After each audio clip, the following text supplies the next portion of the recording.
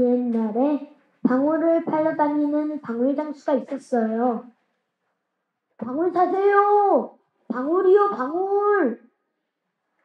방울장수는 여러 마을로 방울을 팔러 다니다 그만 산속에서 길을 잃고 말았어요. 그런데 저쪽에서 반짝반짝 불빛이 보이는 거예요. 옳지, 저 집에서 하룻밤 쉬어가야지. 방울장수는 불이 켜져 있는 외딴 집에 도착했지요. 계십니까? 계십니까? 조금 후 대문이 덜커덕 열리면서 머리가 하얀 할머니가 나왔어요. 아니, 이렇게 깜깜한 밤에 누이시오? 저는 길을 잃은 나그네인데 하루뿐만 쉬어갈 수 있을까요? 아, 그래요? 그럼 들어오시구려. 할머니는 방울장수에게 맛있는 저녁을 차려주었지요. 그런데 할머니 치맛자락 사이로 기다란 호랑이 꼬리가 보이는 게 아니겠어요? 아이고, 호랑이였어. 이거 큰일 났구나. 옳지, 좋은 수가 있다. 방울장수가 방울을 바닥에 떨어뜨리자 방울 소리가 딸랑 하고 나는 거예요. 아이고, 젊은이, 이게 무슨 소리요? 예, 이건 호랑이를 잡는 방울 소리랍니다. 뭐라고? 호랑이를 잡는다고? 그날 밤 호랑이 할머니는 방울장수를 포기하고 잠이 들었어요. 하지만 방울장수는 할머니가 깊이 잠들기를 기다렸지요. 호랑이 굴에 들어가도 정신만 차리면 살 수 있다고 했지. 방울장수는 용기를 내어 살금살금 호랑이 꼬리에 방울을 매달고 슬그머니 도망을 쳤지요. 아무것도 모르는 호랑이는 아침에 일어나 기지개를 켜자 방울 소리가 딸랑하고 나는 게 아니겠어요? 아이고, 날 잡는 방울이로구나. 호랑이 살려! 호랑이 할머니는 발쩍발쩍 뛰어 멀리 도망갔답니다.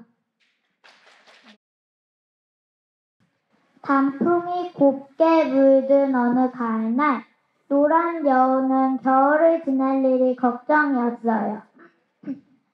너구리는 좋겠다. 새로 지은 따뜻한 집에 먹을 것도 가득 쌓여 있으니 난 어쩌지? 아, 그렇지.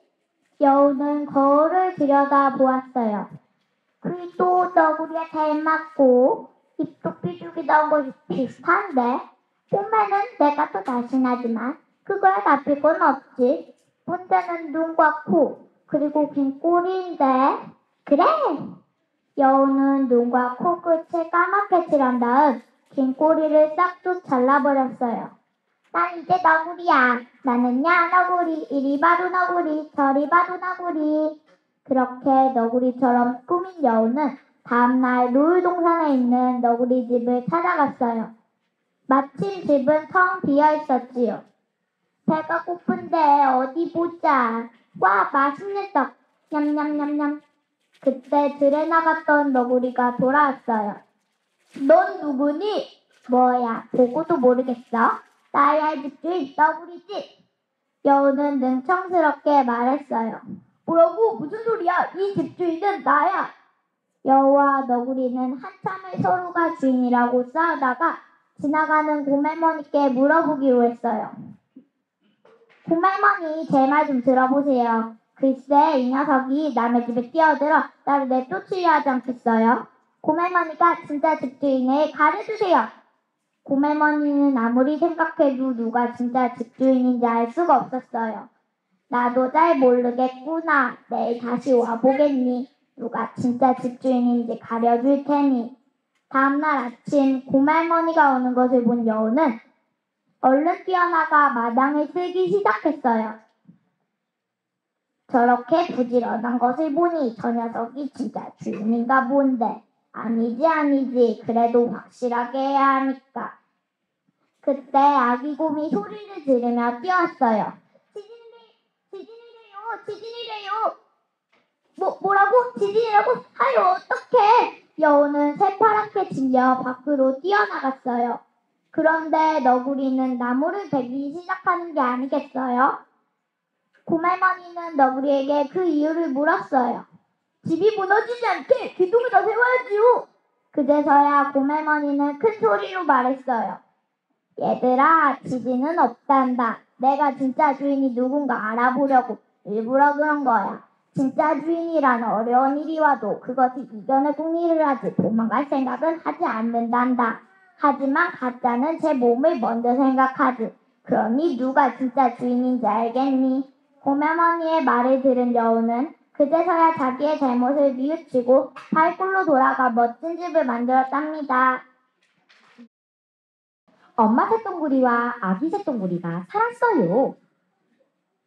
아가야, 어서 밥 먹어야지. 싫어요. 나도 사슴벌레처럼 나무즙도 먹고 메뚜기처럼 풀잎도 먹고 싶어요. 새똥구리는 새똥을 먹어야 튼튼한 거야. 다른 걸 먹으면 큰일 나요. 엄마가 타일러도 아기 새똥구리는 울면서 심통을 부렸어요. 아기 새똥구리는 엄마가 무엇을 가르쳐주려 해도 늘 짜증만 냈지요. 아가야, 새똥을 뭉칠 때는 잘 굴러가도록 동그랗게 해야 해. 싫어요. 난 네모나 세모가 더 예쁘단 말이에요. 안 돼. 네모나 세모는 옮기기가 힘들어. 그럼 엄마가 뭉쳐요. 난 싫단 말이에요. 투덜이 아기 새똥구리는 매일 빈둥빈둥 놀기만 했어요. 맨날 방에만 누워있지 말고 운동 좀 하렴. 몸이 튼튼해야 새똥을 잘 굴리지. 싫어요. 난 새똥 같은 것은 굴리지 않는다니까요. 어느 날 엄마는 아기 새똥구리를 밖으로 데리고 나왔어요. 경운기가 요란한 소리를 내며 언덕을 올라왔어요. 아가야, 위험해. 어서 이리 와. 그런데 그만 경운기 바퀴가 아기 새똥구리 위로 지나가고 말았어요. 다행히 아기 새똥구리는 경운기 바퀴에 묻어있던 새똥에 꾹 매달렸지요. 한참 후 바퀴가 크게 흔들리면서 아기 새똥구리는 새똥 덩어리와 함께 풀밭에 떨어졌어요. 으악, 엄마. 아기 새똥구리에게는 풀밭도 울창한 숲 같았어요. 어지러지라고. 배도 고프고. 여기가 어디지? 비틀거리던 아기 새똥구리는 풀밭에 새똥이 보이자 얼른 집어먹었어요. 이거 참 맛있는데? 언제 엄마를 찾을지 모르니까 도시락을 만들어야겠어. 아기 새똥구리는 새똥을 조금 떼어 엄마가 했던 것처럼 동그랗게 뭉쳤어요. 풀밭에서 새똥을 굴려가다가 힘들면 쉬고 배고프면 새똥 도시락을 먹었지요. 그때 저쪽에서 새똥 덩어리가 굴러오는 게 보였어요. 새똥이 저절로 굴러오네? 가만히 보니 엄마가 새똥을 굴리고 있지 뭐예요? 엄마, 나 여기 있어요.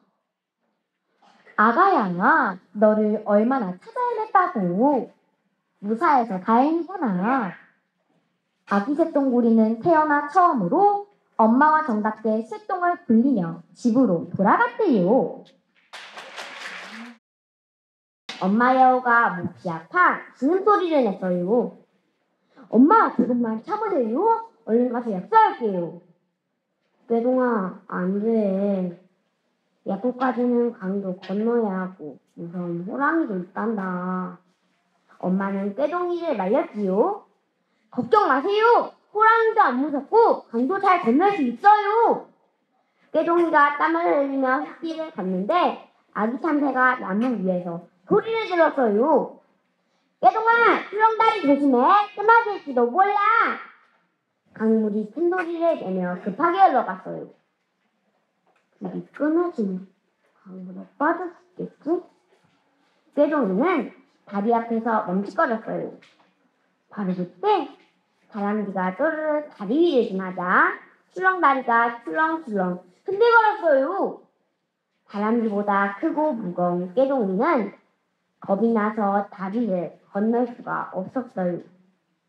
잠시 후 꾀동이가 머뭇거리고 있는데 뚱뚱한 고마리마가 나타났어요.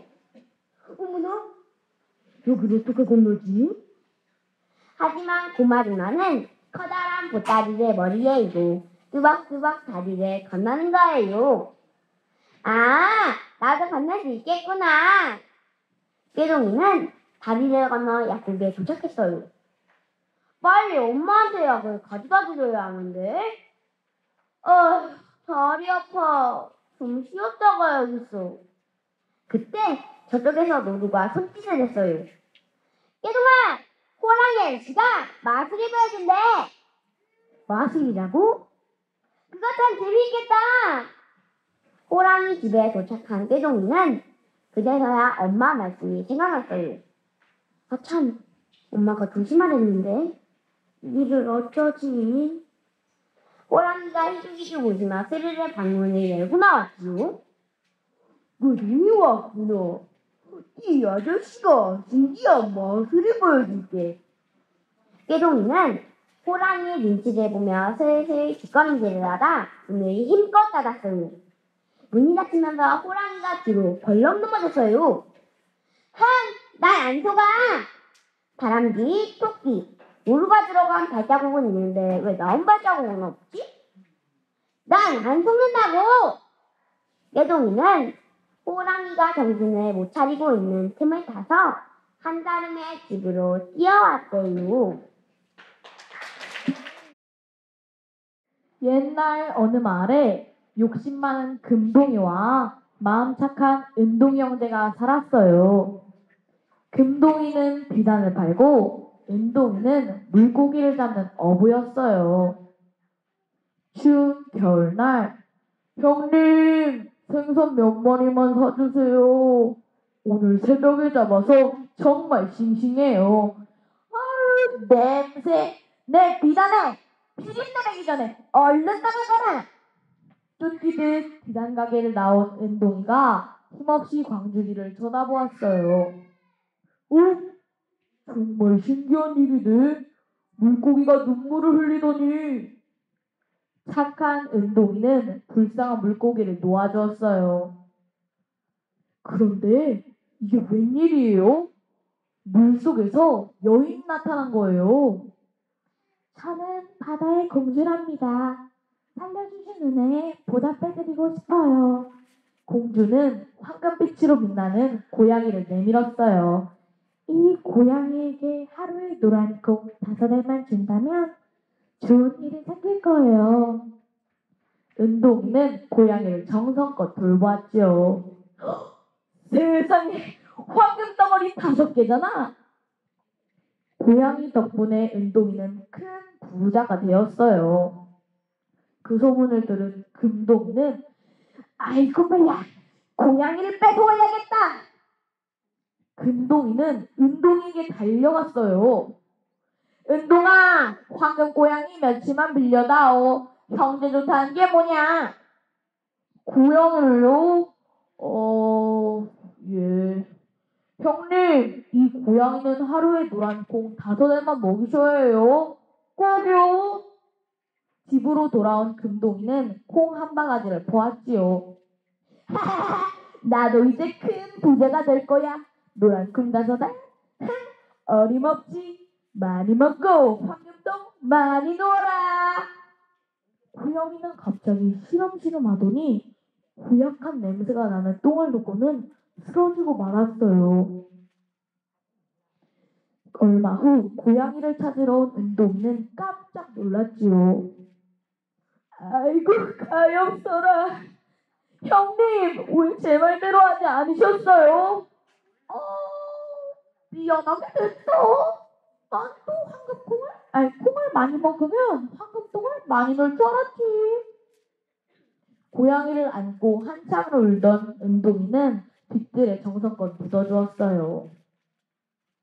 그 후 신기하게도 새싹이 자라 나무가 되더니 황금빛 열매가 주렁주렁 열렸어요.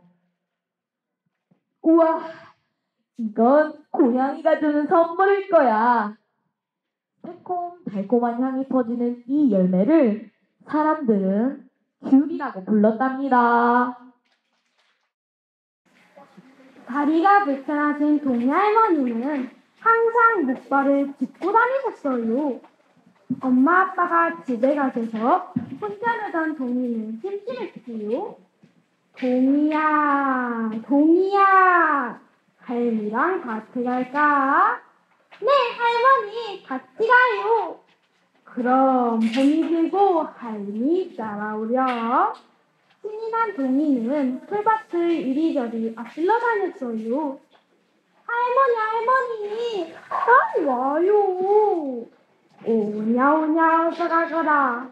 넘어질라, 조심해라. 언덕을 넘어 힘들게 밭에 도착한 할머니는 참깨밭을 메기 시작했어요. 할머니, 저기 고추장자리. 와, 예쁘다. 그래, 예쁘기도 하구나. 한참을 뒹구며 놀던 동이는 그것에 쓰레졌는지 할머니를 부르기 시작했지요. 할머니, 집에 가요. 그래, 조금만 기다려라. 우리 동이 착하지? 집에 가자고 조르던 동이는 무거운 목발의 양파를 들고 할머니에게 다가왔어요. 할머니, 이거 무거워요? 내가 집까지 가져다 줄까요? 안 돼, 동이야. 이건 내 다리야. 하지만 동이는 할머니의 말을 알아듣지 못했지요. 할머니, 이거 너무 무거워요. 내가 가져다 줄게요. 동이야, 이거 없으면 할미는 못 내려가요. 싫어요, 할머니. 이거 들어줄게요. 혼자 빨리 오세요. 동이는 무작정 목발을 끌고 내려갔어요.